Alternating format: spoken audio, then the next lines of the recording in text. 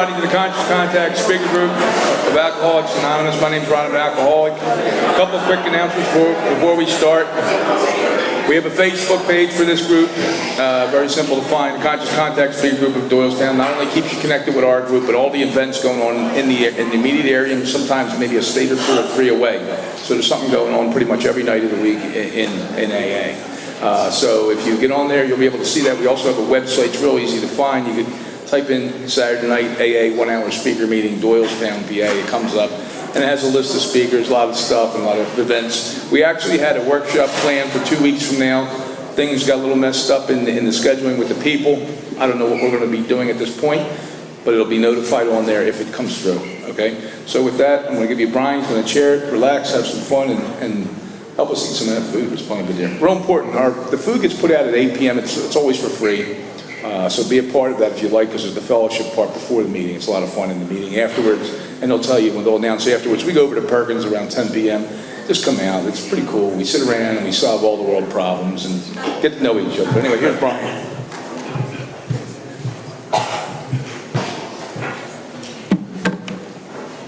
Good evening. Welcome to the Conscious Contact Speaker Group of Alcoholics Anonymous. My name is Brian and I'm an alcoholic.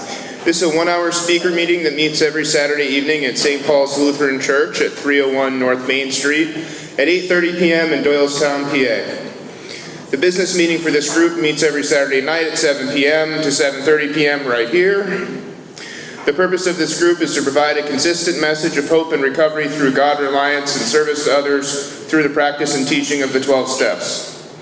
We record all speakers so that others may benefit from their message of recovery. If you do not wish to be recorded, simply ask. This is an open meeting of Alcoholics Anonymous. The group would like to welcome everyone, especially newcomers. Is there anyone new or from out of town that would like to introduce themselves with their first name? Anthony, alcoholic. Welcome, Anthony. Jim, alcoholic. Welcome, Jim. Matt, alcoholic. Welcome, Matt. Nelson, alcoholic. Welcome. Lenny, alcoholic. And Lenny, welcome. And Dan, welcome. Greg, alcoholic. Hey, Greg. Welcome, Greg. Dave, alcoholic. Welcome. Zach, alcoholic. Zach, welcome. All right. The Conscious Contact Speakers Group encourages sponsorship. Would anyone with working knowledge of the 12 steps and is willing to sponsor, please raise your hand. Thank you for your service. Are there any announcements for the good of AA? We have meeting lists and big books on easy terms. Please see me or any home group member after the meeting. If you cannot afford a big book, the Conscious Contact Speakers Group will give you one at no charge. Anyone willing to make donations for the purchase of big books and CDs to help those who can't afford them can put donations in the jar on the table marked for big books and CD donations. If you would like a CD of any speaker past or present, see me or Ron before or after the meeting. They are available free of charge.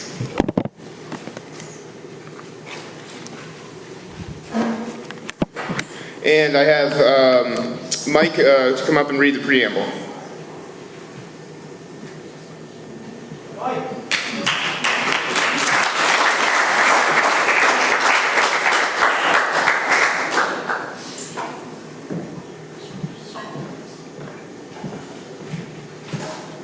Hello everyone, I'm Mike, I'm alcoholic.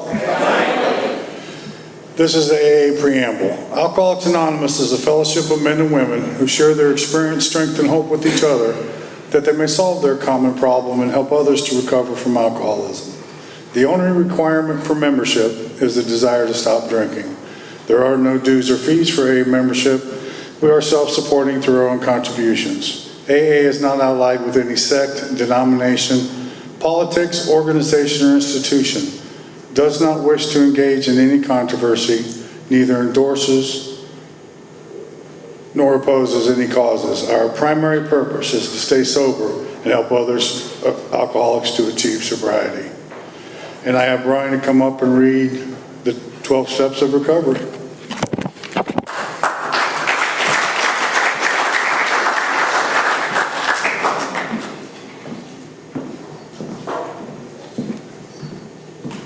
Thank you, Mike. Good evening, everybody. My name is Brian, and I am an alcoholic. These are the 12 steps of recovery. 1, we admitted we were powerless over alcohol, that our lives had become unmanageable. 2, came to believe that a power greater than ourselves could restore us to sanity. 3, made a decision to turn our will and our lives over to the care of God as we understood Him. 4, made a searching and fearless moral inventory of ourselves. 5, admitted to God, to ourselves, and to another human being the exact nature of our wrongs. 6, we're entirely ready to have God remove all these defects of character. 7, humbly asked Him to remove our shortcomings. 8, made a list of all persons we had harmed and became willing to make amends to them all. 9, made direct amends to such people wherever possible, except when to do so would injure them or others. 10, continued to take personal inventory, and when we were wrong, promptly admitted it. 11, sought through prayer and meditation to improve our conscious contact with God as we understood Him, praying only for knowledge of His will for us and the power to carry that out. 12, having had a spiritual awakening, as the result of these steps, we tried to carry this message to alcoholics and to practice these principles in all of our affairs. And with that, I'm going to have Brian come back up here, and he's going to introduce our speaker for tonight. Thank you.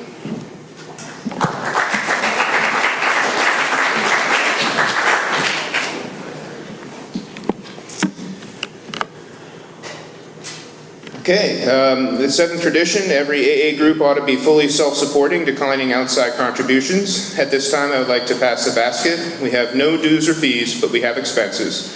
This group provides many services. Your donations cover rent, big books, CDs, events and workshops, etc. Just a reminder, there is absolutely no smoking on church property. And I would ask you to please take a moment to silence all cell phones and limit movement during the meeting to avoid distractions.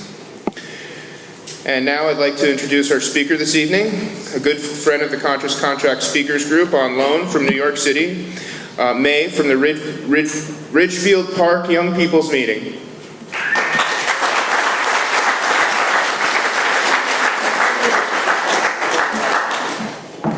Hi guys, my name is May. I'm an alcoholic. Thank you for having me. I have 2 waters. Double fisting like how I drank. So I was supposed to move this. Let's see. All right. So I've been here about a half an hour, and I already owe this group an amends. So this should be an interesting night. I'm sick, so if I shook your hand on the way in, you should probably go wash it. So all of the greeters are sick right now, just letting you know. I have a really bad cold. You should all wash your hands. I'm probably making amends right now, because if you all get sick in the next week, I'm sure Ron will call me. I've been sick for about a week now. I do not have tuberculosis, but it does sound like that. So if I start coughing midway during the speaking, just give me a minute, I will catch my breath. I wasn't nervous before I got here. My husband spoke here a few months ago. His name's Richie H. He's big, loud, boisterous. He tells a story about being a paper boy and owing an unfinished amends. Heads are nodding. He's a lunatic. If you have the joy of being married or in a relationship with somebody in AA, you understand what I'm saying. Sorry, cough drop. Before I left the house today, he said, "Are you nervous?" And I said, "No, I'm not nervous. Why would I be nervous?" And he said, "Oh, you should be nervous." I'm like, is this guy kidding me right now? So I'm looking at him, and he goes, "You know what you should do?" And I don't know why I took the bait, because I know better. And I thought he was going to do this thing that we do. When we go to meetings together and one of us is speaking, he'll look at me and he'll say, "Oh, you should tell this story." Or I'll look at him and say, "Oh, you should tell this story." And I thought that's what he was going to do. And he said, "Why don't you go downstairs under the computer and get the portable CD player and bring it with you, pop in one of my CDs of me speaking and hit play." It immediately turned into this egotistical banter before I left the house. And I just had to remind him that when he was 10 months sober, nobody asked him to do the countdown for 4,000 people at the Bill W. dinner dance in the city. Nobody asked you. But he was driving me nuts. I said, "I can't believe you just said that to me." I got outside here and I got nervous. I said, "This man, I'm going to strangle him in his sleep at some point." It's what happens when, if the two of you aren't exactly on your game and working a program at the same time, you'll just kill each other. But he's amazing, and I love coming out to speak. I'm really upset that he's not here with me tonight, but we have 3 kids, and I'm sure he's having a lot of fun right now. So my sobriety date is February 9th, 2005. somewhere around there. I say somewhere around there because, I don't know, you people that come to AA to actually get sober are weird. I came to AA because I was homeless, and because the guy I was dating probably wasn't going to continue dating me unless I got sober. So I didn't really count days until I was way down the line. So I have no idea when my sobriety date is. It annoyed me for a really long time. I've tried to figure it out, but I'm probably never going to. My home group is the Ridgefield Park Young People's Group, but as of tomorrow, it will be a different group. I have a sponsor as a sponsor. I just got a new sponsor. She was very hesitant when I asked her. So we're just learning the ropes with each other. She's taken me through the steps again, which I'm very grateful for. And I'll tell you why later. And you'll really understand why I'm doing that again. So I got sober young. I got sober at 19. There's a lot of young people here, which is really cool, and there's a lot of newcomers here. While I would love to cater to people who've been here a while and talk all about the program of Alcoholics Anonymous, I won't. I've been bred to talk to the newcomer. That's why we have meetings. Our big book tells us that. We meet frequently so newcomers can find the fellowship that they seek. So I'm not here for those people who are sober a while and kind of got their game together. I'm here for the people who are new, just to give you some type of inspiration or a warning, because sometimes I can be an inspiration to people and other times I am a warning of what not to be. Today we'll see how we do. So there's three main things that happened to me in sobriety. I had 3 main surrenders since getting sober. The first surrender was one to alcohol. You know, when we first get sober, that's the triage, that's the ER of Alcoholics Anonymous. We're just trying to get our sponsees to not drink. You know, tap dance for them until they find a God of their own understanding. You know, my second surrender was very different. It was about 7 years in because I wanted to drink. And that surrender was a surrender of ego. That was because I was armed with facts about myself and facts about Alcoholics Anonymous, and I ran around like a lunatic telling people they were going to die and telling people that didn't take people through the steps that they were killing people. And I got sick in Alcoholics Anonymous at 7 years sober. And that was a different type of surrender. And now in the last few months, I'm re-surrendering to God. I don't know if this is true for around here, but around where I live, women usually get to around like 5 years, 6 years, 7 years, get married, have babies. Alcoholics Anonymous gives you a really big life, and that life, you start allowing that life to take you away from Alcoholics Anonymous.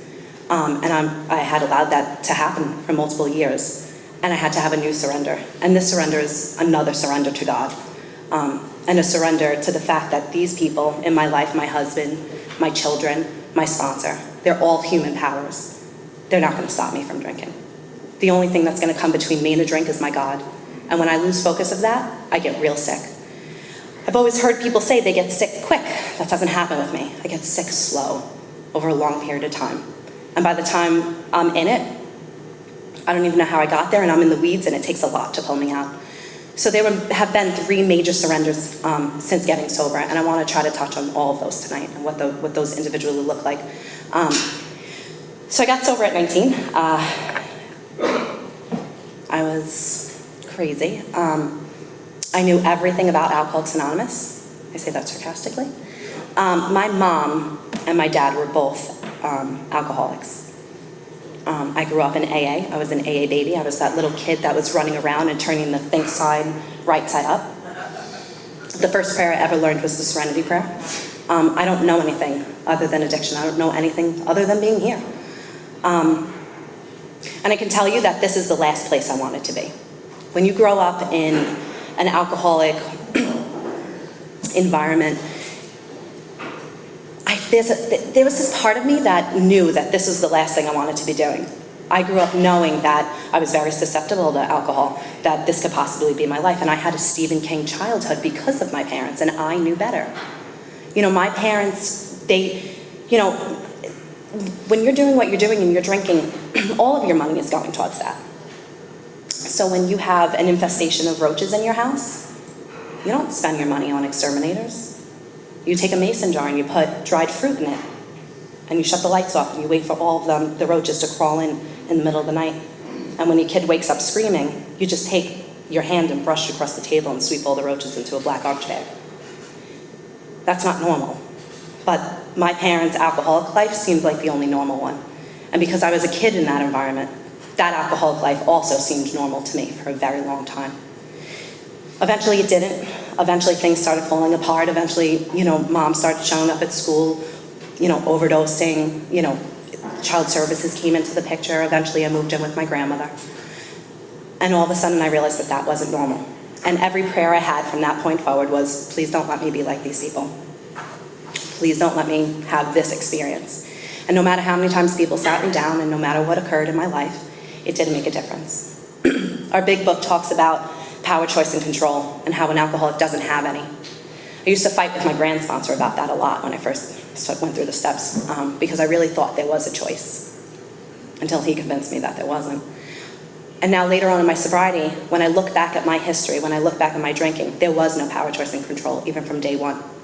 For a kid that didn't want to become an alcoholic, who didn't want to end up here, I sure did end up here. The day I put alcohol to my lips for the first time, I said to myself, this is a bad idea. And I did it anyway. Who does that? You have to be sick. There has to be something wrong with you for you to make that decision. And I made that decision. And I'd like to say I had some type of progression, but the truth is there was no progression. The second I put the alcohol to my lips, the second I let that enter my body, we were done. Everything else that came along with it was married to it. Everything else that came along with it just enhanced it. And I fell to my knees immediately. Immediately. I'll give you, towards the end of my drinking, I'd been in a relationship with someone and they were doing everything for me in order for me to stay alive. They were taking care of me, and they got very tired of taking care of me. They got very tired of showing up in courtrooms with me with no shoelaces or no strings on my pants. They got very tired of watching me be sick. They got tired of me cheating on them, not coming home. They got tired of everything, and eventually took my black garbage bags and filled them with clothes and put them out in the rain and said, get out. And what do you do when you're homeless at 19? How does that happen? I don't do homeless well, at all. I'll sleep on your couches, but I'm not gonna sleep outside. I slept on couches for a good period of time, and I met another man, and he was letting me sleep in his basement. And after a period of time, he said, I'd like you to come to Canada and meet my mom. And I said, that's cool. It's 18 to drink in Canada. I'm there. Absolutely. I drank, and we were supposed to leave the morning of, and something happened. We ended up not leaving. I was probably sick. Who knows? And I slept another 24 hours. I got up. We got in the car to go to Canada. It was a 5.5 hour drive from Staten Island. It took us about 9, because we had to stop at every rest stop. Not every rest stop, but frequently, so I can go to the bathroom and throw up. I didn't know what was occurring at that time. I didn't even know that I was an alcoholic. I had no clue. When we got to Canada, his mother nursed me for 2 days. She took care of me. I thought I had the flu. I did not know what was wrong with me at all. And on the 3rd day, I was sitting at a kitchen table, and his mother, who was sitting across from me, revealed to me that she had 34 years sober in the program of Alcoholics Anonymous. My significant other, I didn't even realize, he didn't really even drink. I don't ever remember him having a drink when he was with me. His best friend had 7 years of sobriety. The stepdad that was there had 15 years. So I'm sitting there at this mini intervention, and I didn't even know they were doing an intervention. I had no idea what was going on. And by the end of them questioning me about my drinking, I said, you're right, something's wrong. I said, I'm gonna do what you told me to do, and I think that I need to go to those Al-Anon meetings you talked about it a long time ago, early in the conversation. If you wanna get somebody sober, who's obstinate, stick them in an Al-Anon meeting for like 3 months. They'll get sober real quick. I got sober real quick.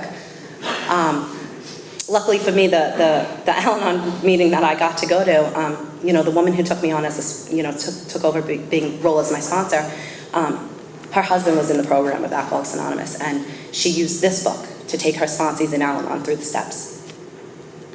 So we started this step process. We changed everything from Bill's drinking to Bill's thinking. And we got about up to the 3rd step, and right before we were going to do the 3rd step, she looked at me and she said, I can't do this with you. And she qualified for me. And she told me what everybody else was scared to tell me. And she said, you don't belong here. This is not the right fellowship. Please let my husband take you to a meeting. So I said no, and I went back and I told that guy I was dating what was going on, and he said, "You are an alcoholic." And finally, he was brave enough to say it. So I didn't really believe them, and I didn't really want to get sober, but where I was living was threatened. The guy I was dating, he was threatening to leave. And I had a cousin who had around 60 days sober, so I asked her to take me to a meeting with her.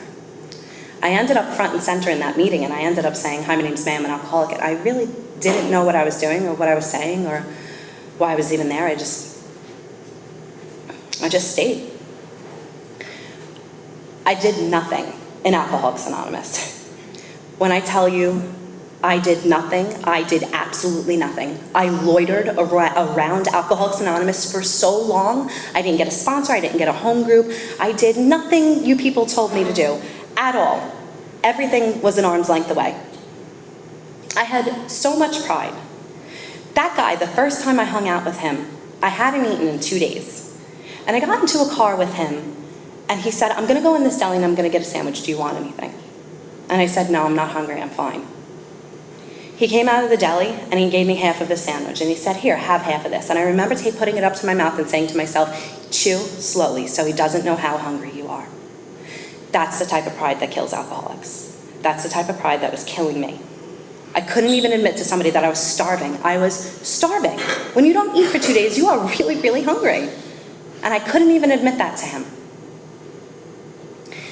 So when I got to AA, nothing you people, I didn't even know if this program was going to work for me, because it didn't work for other people in my life. At 2 years sober, and the Fellowship of Alcoholics Anonymous took care of me. And when I say that it took care of me, I mean it took care of me. People in AA got me jobs. They got me an apartment. Things in my life materialized. I started working at the detox. I mean, things in my life were really materializing. I dropped a glass on my kitchen floor at 2 years sober. I sat down to clean it up, and I thought to myself, you should just slit your wrists. If you're here and you're 2 years sober and you want to die, that is not okay. That's not normal at all. We come here to be joyous, happy, and free, to be relieved from the bondage, all bondage. And I wanted to die at 2 years sober. And that's what my life looked like without a program. I didn't know how to live. I didn't know how to have personal relationships with anyone, especially the people from my past. So I sat around and I had an Ebby Thatcher. I had a girl who couldn't get sober, but she dragged everyone to meetings. And she dragged me to meetings all over Staten Island, and she had people pick me up and give me rides. And she did amazing things for me. She couldn't keep sober herself, but I sure did get sober off of her 12-step work with me. And she brought me to this meeting, and they were nuts. They had business meetings. I was like, what's a business meeting? What are we doing here? Why are we all getting together and talking and arguing about things? They had business meetings. They had people who actually had commitments and actually chaired things. They actually donated their money to the service structure. They had big books out all over the place. They had set-aside prayers on the table. And I thought these people had lost their mind. There was a man there, and he was taking people through the steps, and every single time those people came out of the steps, it looked like they were brainwashed. They would go from being one person, and they'd come out completely different. And I was like, this is insane. What is he doing to these people? They used to invite me to barbecues all the time. I don't know what was wrong with them. I was so confrontational that I couldn't believe that they were even inviting me to these barbecues. And they would invite me to barbecues, and I would go, and they would all be talking about the big book, and they'd all be talking about the steps, and I felt so inadequate because I was 2 years sober and I didn't know anything. I didn't know about anything they were talking about. And this man sat in front of me, and he knew where I was at. He knew that I was in pain. He knew that I hadn't gone through the steps. And he looked at me and he said, if you went through the steps, I can promise you a miracle. And I told him to go himself. Because who are you to promise people a miracle? What are you, the Messiah? What are you going to do for me? How do you even know what my past looks like? You don't know anything about me. That day when I wanted to slit my wrists on the floor, the first intuition was to call that man. I didn't like him. I didn't want to be around him. I was scared of him. But my first intuition was to call him because maybe he had an answer. Maybe he could fix how unbelievably insane I felt every single day. My first sponsor loved me through my first year of sobriety. I slept on her couch every weekend. She carried me through and held my hand, but it was clear to me at 2 years sober that frothy emotional appeal was not going to suffice. It was not going to work for me. I asked that man, well, no, that would not be true. The guy I was dating wanted to be part of his big book study. And of course, I was 2 years sober and didn't know any better, so I was 12 stepping, I was 13 stepping this young kid.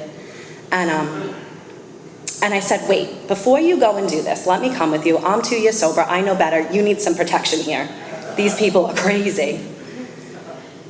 And I asked that man if I could join the group, and at first he said, I really don't want a science project right now, because I think he knew, I think he knew that I was coming in as a spy and that I wasn't 100% serious.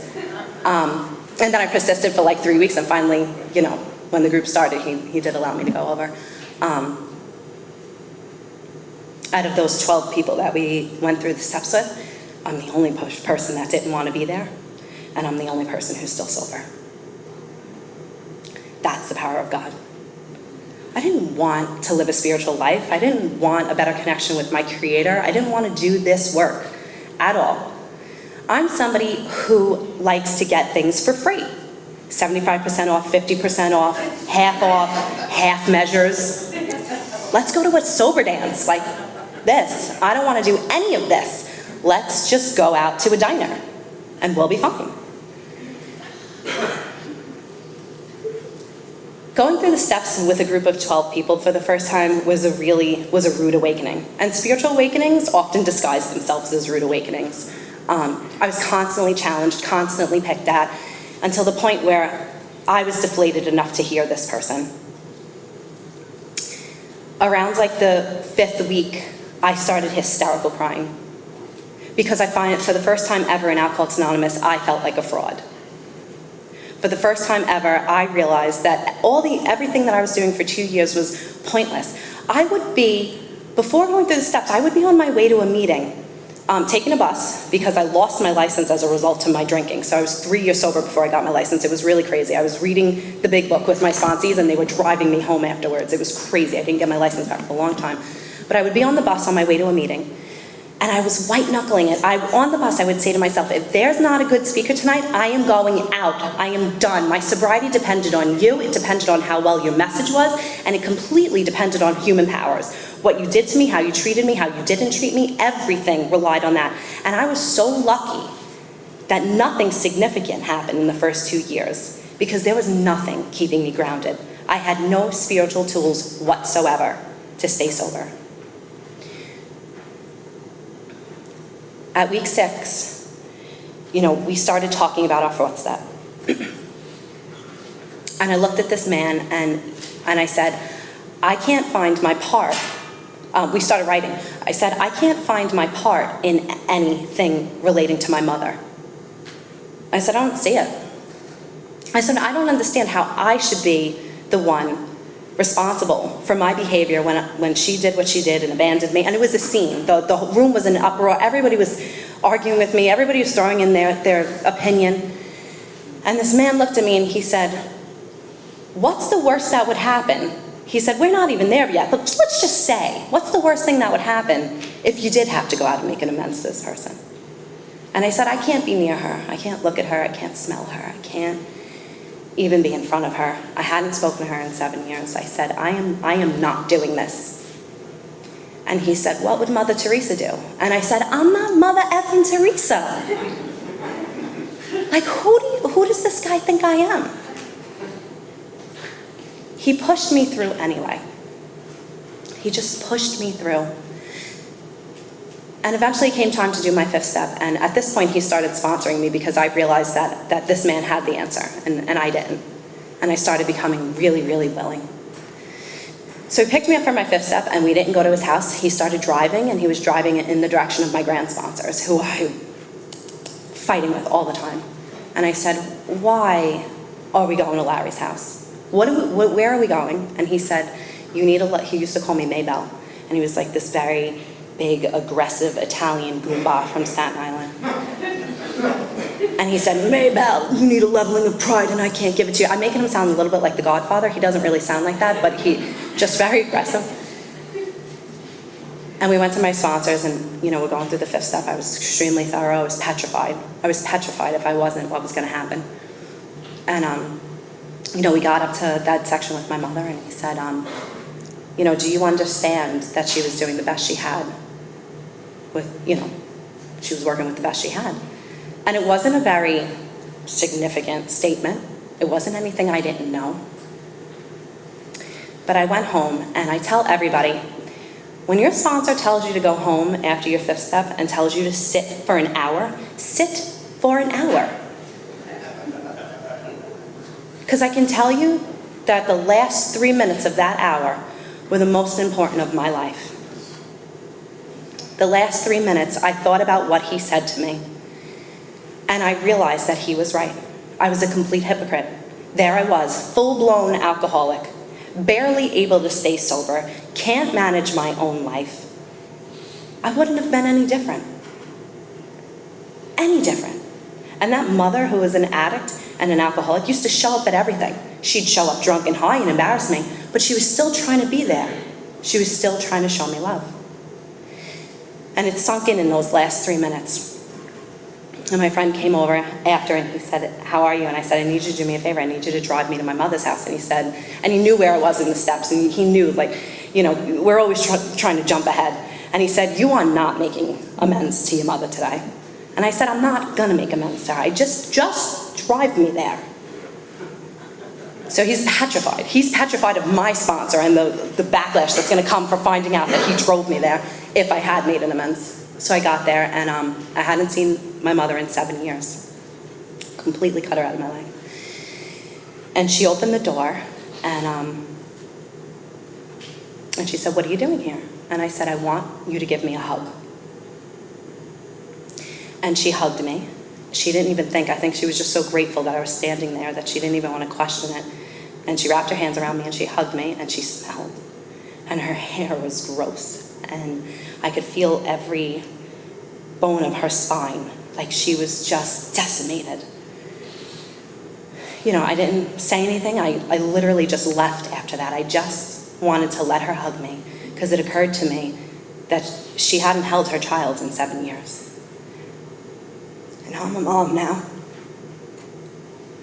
And no matter what I did now, I couldn't imagine not holding my baby for 7 years. My part was that I withheld love.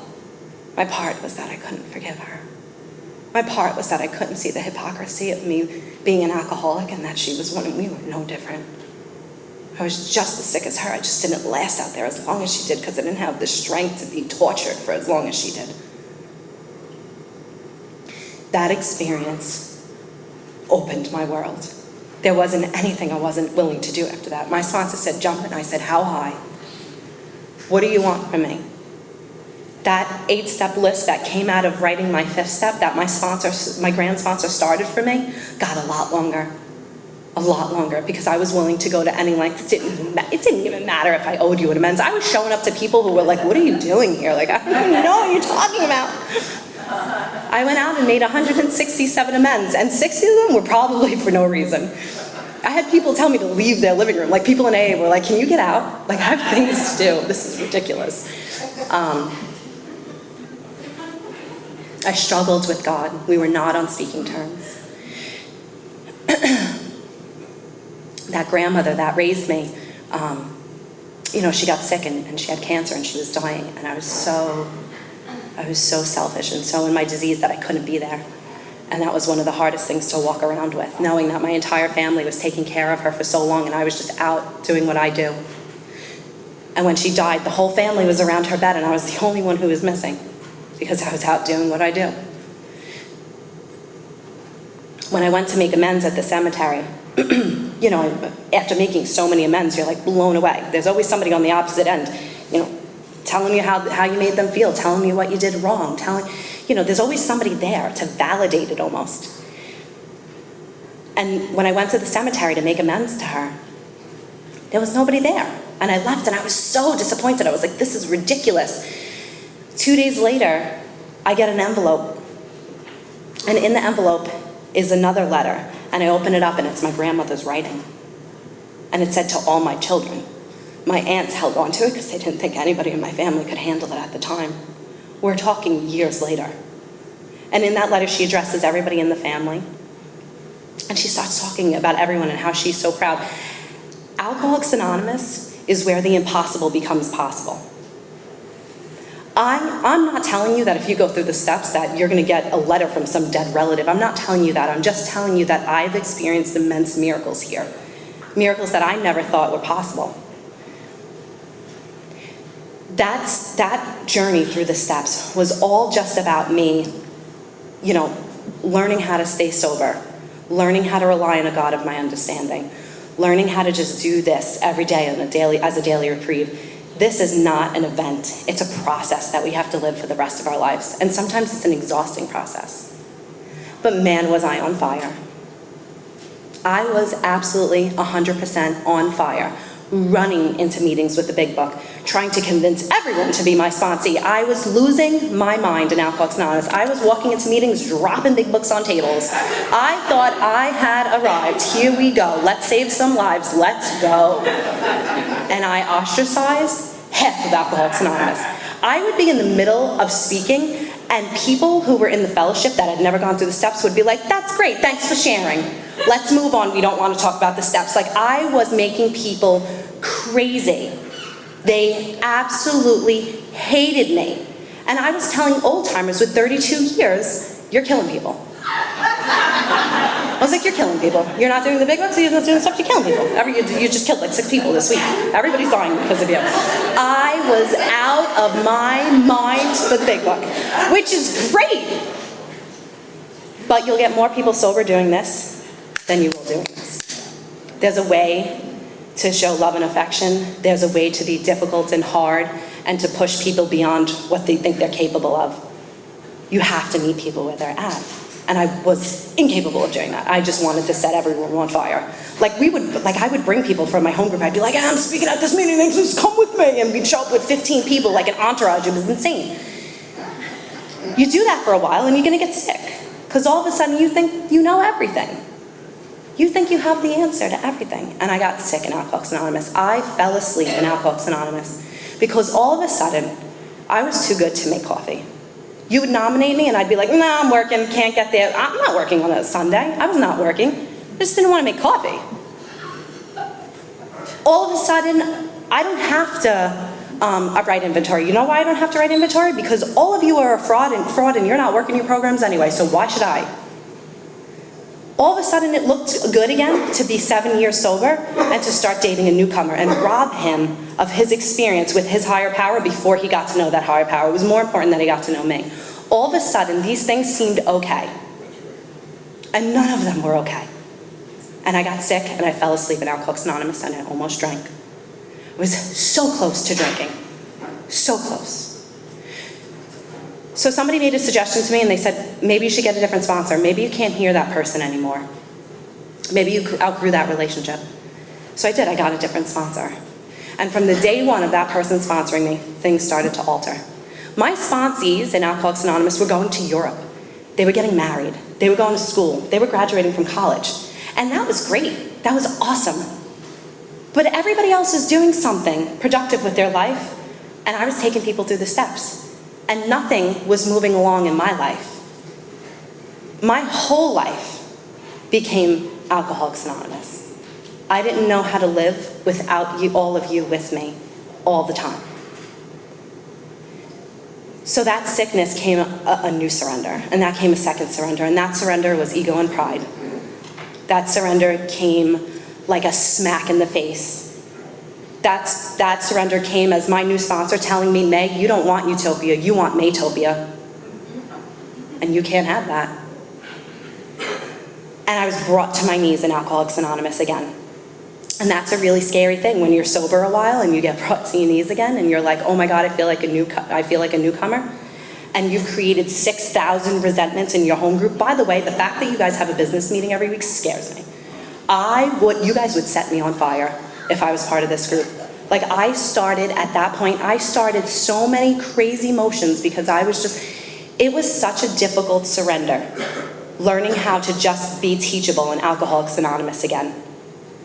It was a very, very difficult and hard process for me. Going out and making amends to people in Alcoholics Anonymous, the most uncomfortable thing I've ever done in my life. The most leveling of pride I've ever had is sitting across from another member of Alcoholics Anonymous and making amends for my bad behavior in this fellowship.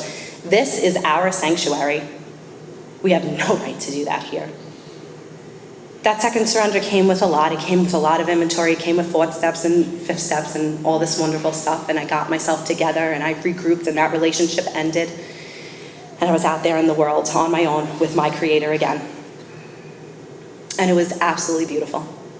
I went back to school. I owed $10,000 to the Board of Education because that full ride that I got to college, I couldn't sustain it while I was drinking, so I lost that and had to pay for college, and I owed them $10,000, and I couldn't go back to college until I paid for it. And that got done, and I went back to school, and I started being responsible for my life again. I started being responsible in Alcoholics Anonymous, started writing inventory, sponsoring people, and that coffee commitment that I didn't want to take, my sponsor said the next time that business meeting rolls around, whatever commitment they give you, you say thank you. Whatever they vote you in for. What they vote me in for? Coffee person. 6 months of being coffee person, I was like, oh my God.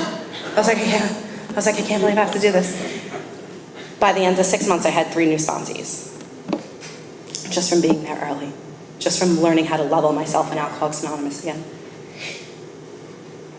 I'd like to tell you that I never fell asleep in Alcoholics Anonymous again. That's not the truth. Because I met my husband. We got married, we had babies, or baby. And I had 2 stepchildren that got brought into my life. And that was absolutely beautiful. Because I never thought those things were going to happen to me. Because I wasn't supposed to be able to have kids. I had surgeries on my uterus. They told me that there's no shot. My husband did in vitro with his ex-wife. There was no way we were going to have babies.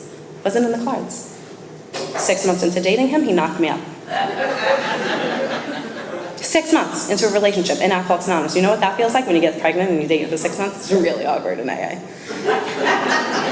So awkward. People are like, oh, congratulations, but they're like, oh. Thankfully, we knew each other for a long time. But when you have a program and you work in your program, you're okay. That baby was a high-risk baby. They told me she was going to be born as a stillborn. And we had a really hard time. And as soon as that started happening, I became agnostic again.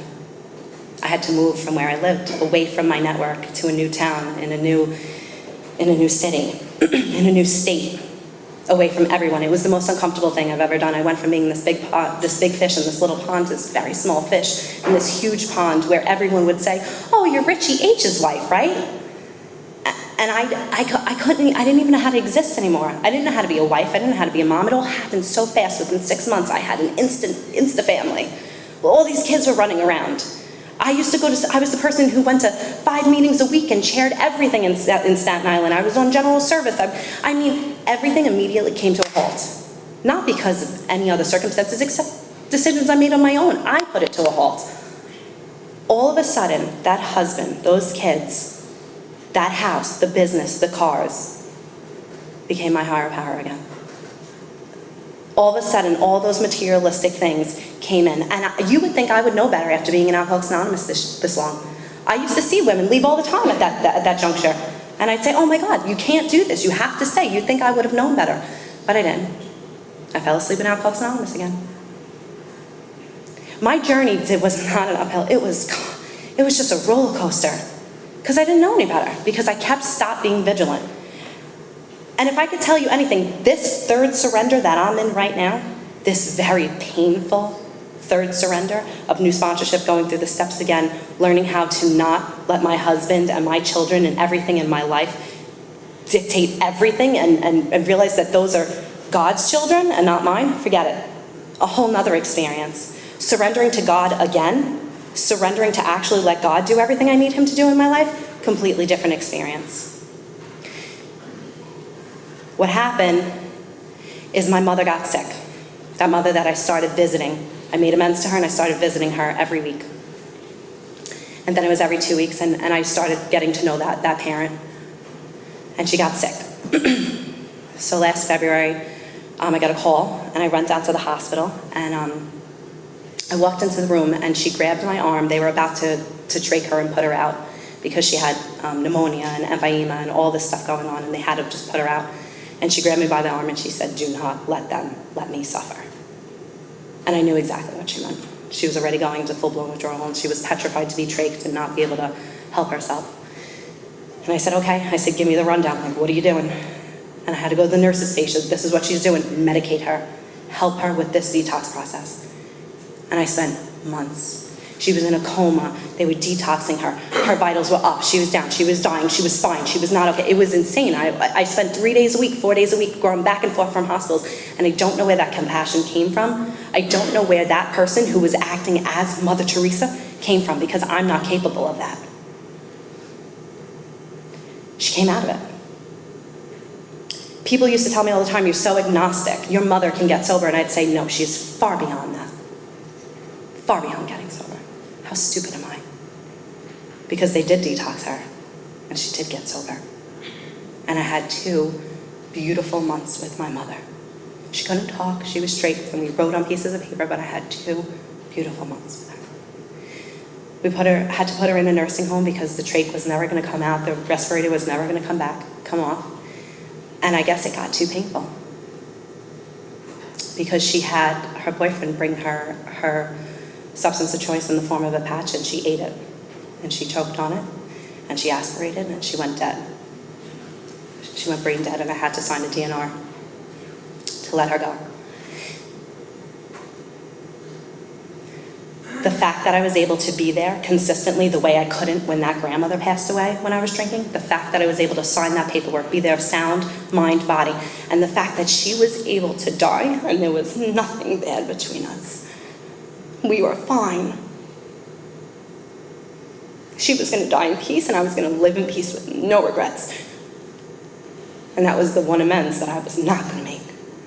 That was the one thing I was not going to do, ever. Alcoholics Anonymous creates absolute miracles out of darkness.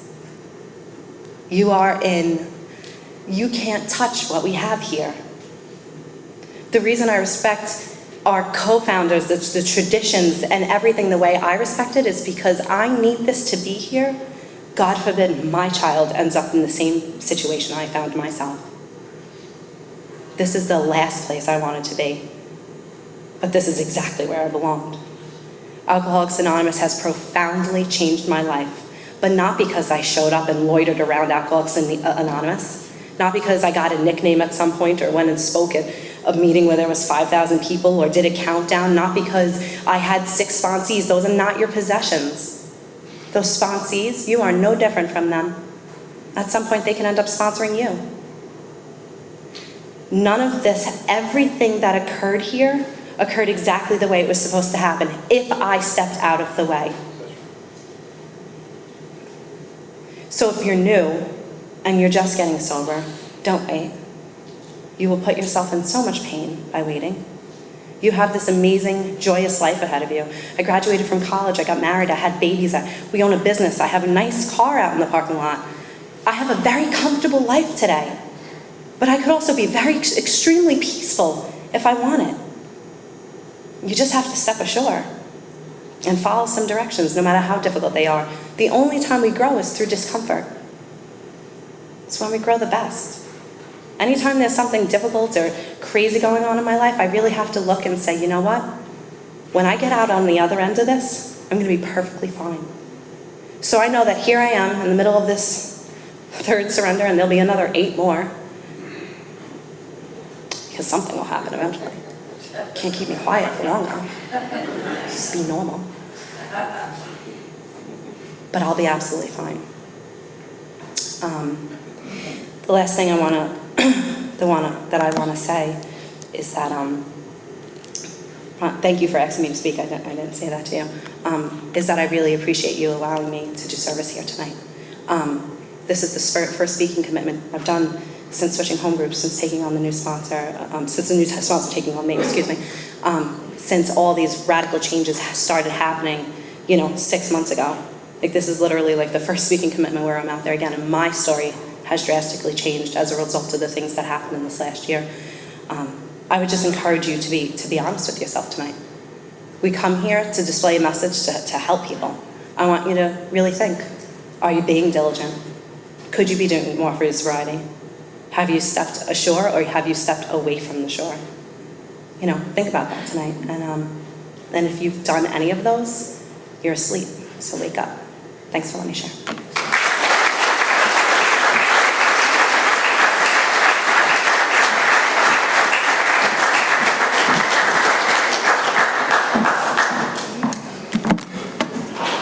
Let's thank Bay one more time. Thank you very much. We got a couple extra minutes. There's the meeting after the meeting. Please hang out with us if you want to help and do some service. We have to leave 7 rows deep, 5 across on here. The chairs go up on the rack there. Our sister group is a big book study. Meets every Thursday, 7:30 p.m. at Salem UCC Church, 186 East Court Street. It's like a block and a half from here. We love the big book. We read it and we talk about it and we get better, and people seem to have a good life afterwards. So come and join us on that there. We're going to hit the Perkins afterwards. If you guys are if you just come out with us if you like, just hang out. They're half off appetizers. If you can't afford it, we'll cover it. We got a nice way of closing if you care to join us. It's important to form a line and thank our speaker because she does come here on her own time and expense just for us. Okay, so thanks for coming out and let's close it up.